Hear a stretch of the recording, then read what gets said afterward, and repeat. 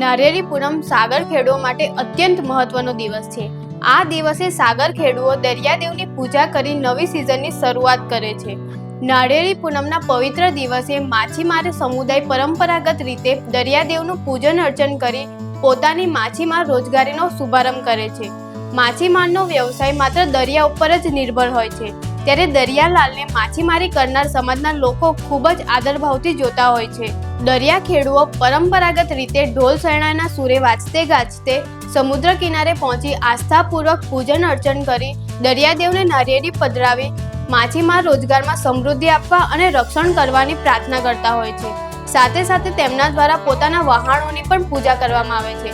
આમ નારિયેળી પૂનમના દિવસે દરિયાદેવની પૂજા કરી તેમની પાસે માછીમારી કરવાની પરવાનગી મેળવવામાં આવે છે અને ત્યારબાદ જ પોતાના વહાણો દરિયામાં ઉતરતા હોય છે।